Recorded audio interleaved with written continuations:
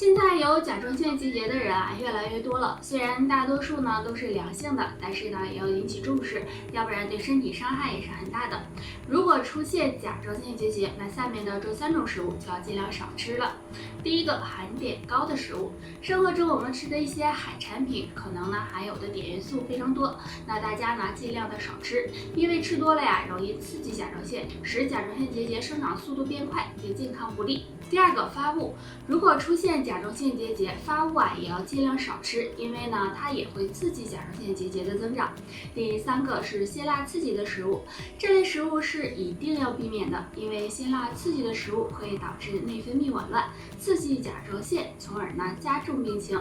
所以上面的这几种食物大家就尽量的不要吃了。平时呢可以多吃一些散结的食物，比如莲藕、芋头、蒲公英根等，对预防甲状腺结节有好处。秋天呢真的是一个空气干燥、灰尘比较大的时候，那不管走到哪儿都能时不时的听到有人清清嗓子、咳嗽2声，所以这时我们应该多注意保养一下。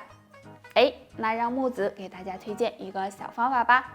这个方法就是用菊花泡茶喝。菊花性寒，有清肝明目、清热降火、消炎止咳的作用。那嗓子不舒服、经常咳嗽的朋友，将菊花晒干了之后，用来泡水喝，可以滋润肺部，改善咽喉不适的情况。而且菊花呢很清香，还能够帮助清新口气哦。不过菊花性寒，所以呢冬天总是手脚冰凉的朋友就不要喝太多了。入冬后就到了进补的好时候了。那说到进补，就不得不说黄芪了。不是有这么一句话吗？常喝黄芪汤，防病保健康。黄芪有很好的补气养血、提高免疫力的作用。那很多人呢喜欢用它泡水喝，其实还可以用一些别的食材和黄芪搭配，效果会更好哦。黄芪可以和枸杞搭配，枸杞是一种常见的食材，枸杞的营养价值很高，其中含有枸杞多糖、甜菜碱、胡萝卜素、叶黄素等，具有提高免疫力、养肝明目、抗衰老的作用。那将枸杞和黄芪搭配泡水喝，对身体有很大好处。冬天到了，为了自己的健康，可以经常这样喝一喝哦。芪呢，很多人都熟悉了。俗话说，内行吃黄芪，外行吃人参。吃黄芪是有很多好处的。可能有的人不知道，那我们来看看黄芪有什么作用。黄芪能帮助暖胃，有养胃的作用。黄芪还有补气补血的作用，尤其女性吃非常好。但如果能和其他的食物搭配在一起，那就更好了。黄芪和玫瑰花搭配，玫瑰花有淡淡的香味儿，营养呢非常的丰富，具有美容养颜、补中益气的作用。如果黄芪和玫瑰花一起搭配泡水喝，能更好的帮助补充气血，排出身体毒素，让气色更好，人也显得年轻了很多。女性朋友可以经常的喝一些哦。冬天天冷还干燥，所以呢要多注意养肺。而现在有很多人有喝粥的习惯。如果想要养肺健脾，那今天木子给大家推荐一款粥，每天喝1碗，有很好的滋阴润肺、健脾养胃的效果哦。那这款粥呢，就是百合杏仁小米粥。制作方法呢很简单，取50克的百合、20克的杏仁，还有一些小米，然后杏仁和百合切碎，和小米一起煮就行了。百合有滋阴润肺的作用，杏仁能畅通气血、散结消滞，小米则有健脾养胃的作用。所以经常吃一些百合杏仁小米粥，对身体有很大好处哦。尤其现在冬天了，想要养肺的朋友不妨试一试。现在的人都比较忙碌，没时间吃饭的时候呢，就点点外卖或者随便糊弄一口，这样就很容易出现胃疼胃胀消化不良的情况。那怎么养胃呢？下面教大家3种方法。喝陈皮普洱茶。陈皮普洱茶味道甘醇爽甜，老少皆宜，而且对肠胃不会产生刺激，经常喝有保护胃黏膜、养胃护胃的作用。还可以呢多吃2种食物，卷心菜。卷心菜含有很多对身体有益的成分，其中含有的维生素 C 要比大白菜高出1半，那经常吃还有养胃护胃的作用哦。南瓜中含有果胶，那这种物质能够帮助保护胃黏膜，加强肠胃蠕动，经常吃也有养胃的作用。腺是我们最大的分泌腺，对我们来说呢非常重要，但是生活中很多人都忽略了对它的保养，像一些坏习惯就可能会引起甲状腺结节。下面的这3个坏习惯，希望大家尽量改正。第一个，喜欢熬夜。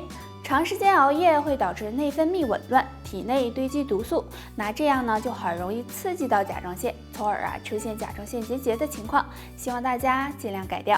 第二个，情绪激动。如果你总是处于一个激动压抑的情绪当中，时间长了也会影响甲状腺激素水平，导致结节出现。所以只有情绪稳定对甲状腺健康才有利哦。第三个，摄入过多碘元素。因为碘是合成甲状腺激素的重要成分，如果摄入过多，就会影响甲状腺健康，诱发甲状腺结节，所以大家也要注意了。甲状腺是我们最大的内分泌器官，但是呢，现在有甲状腺结节的人越来越多了。其实甲状腺结节跟我们平时的饮食是有很大关系的，比如要少吃含碘的、高脂肪的、高油脂的食物。那吃什么对甲状腺好呢？今天就给大家推荐3种。无花果干，大家可以将无花果干当零食吃。那无花果干营养很丰富，有化瘀散结、消肿止痛的功效。如果经常吃，甲状腺也会感谢你哦。油菜也有很好的散结效果，而且呢营养丰富。有甲状腺结节的朋友可以经常吃一些，能帮助预防甲状腺结节增长。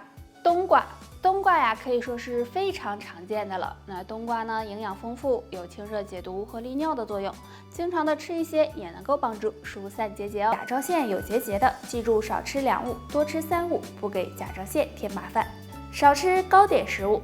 大家都知道，如果碘吃多了，对甲状腺健康不利，所以呢，有甲状腺结节的人，比如海带紫菜海蜇等含碘高的食物就不要吃了。少吃辛辣刺激食物，这类食物呢容易刺激甲状腺，加重甲状腺结节，所以呢最好也不要吃。那可以多吃3种食物。第一种，白萝卜。白萝卜物美价廉，营养丰富，其中含有丰富的膳食纤维，能够促进身体的毒素和垃圾的排出。经常吃有化瘀消肿的作用，对甲状腺健康有帮助。第二种，冬瓜。冬瓜含有很多水分和蛋白质，有消肿去瘀、清热解毒的作用，经常吃有利于甲状腺恢复。第3种，荞麦。